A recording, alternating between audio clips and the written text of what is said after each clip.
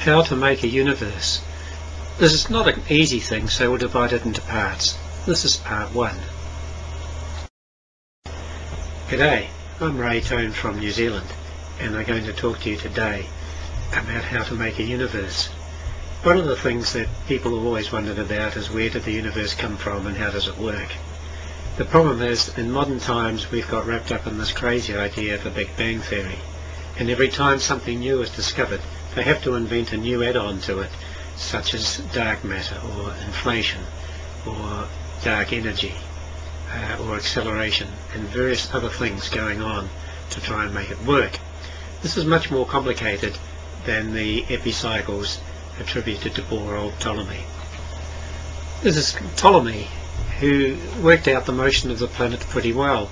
In modern times he's been criticised for his epicycles, but his system is far better than those used in modern cosmology, where every time something goes wrong they have to invent a new way to make it work. Democritus was the man who invented atoms. In some ways they were a good idea, solving the problem of knives cutting up things without limit, but in fact it did also cause a problem of thinking that there really couldn't be anything smaller. In modern times we keep making smaller things, but we can't really have knives for chopping them into those sizes. Although there were some clever thinkers back in Greek times, we also get the origin of all of the problems in thinking about how the universe works from then too. Democritus had this wonderful idea of atoms, but when we get later on to Maxwell, the idea of atoms was so embedded in the thinking that it wasn't possible for people to realise that atoms might actually be a wave structure and nothing to do with solid little particles. And although later this was discovered to be so, a wrong turning was made at that time and people didn't recognise that matter was just a form of electromagnetism and that it could be explained by the existing laws that were discovered by Maxwell. James Clerk Maxwell took all of the equations that people were working out and the ideas on electricity and magnetism and combined them together in one system that showed how an ether could vibrate and explain all the laws of electricity and magnetism, and that the result of this would also be to explain the behaviour of light and to predict things such as radio waves. A clever man who really got close to the formula for the universe. Maxwell's equations explain the behaviour of electricity and magnetism and how these waves can be propagated in an ether. One of the problems was they couldn't work out how matter could fit in with this, because the equations of electromagnetism seemed to be saying that the universe was made of this very strong thing of ether with a tensile strength like 1,000,000 times that of steel in order to propagate waves at the speed of light, but at the same time the Earth could pass through this ether. The answer was the Earth didn't pass through the ether in the way that a knife passes through butter. It passes through the ether in the way that sound passes through a block of steel. The stuff that we consider as substantial has to be seen as just waves in the ether, just like the electricity and magnetism waves. Matter is made of these same sort of waves. William Clifford was a brilliant mathematician. He understood from Maxwell's equations that there had to be solutions for matter, and he worked out that matter must be standing waves of electromagnetism. Unfortunately, he died before these ideas caught on, and the idea got lost. Hendrik Lorentz and also Fitzgerald understood that if the electron was what held matter together and it had an electrical basis, then perhaps the equations of Maxwell would explain the changes in size of matter, which would mean there would be a null result in the Michelson-Morley experiment.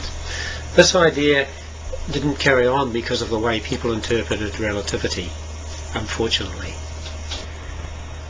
In the late 1800s, physics made a wrong turn because it was discovered that the Michelson-Morley experiment, which was supposed to show the motion of the Earth through the ether, got a null result. Lorentz and Fitzgerald had some explanations for this because they began to understand at a rudimentary level that matter was actually electromagnetic wave based, or at least electrons were. However, the idea didn't catch on, and instead people interpreted relativity as meaning there was no ether. This was a bad move. Later on, when de Broglie came along, and also with Schrödinger before that, it began to be understood that matter was actually made of waves.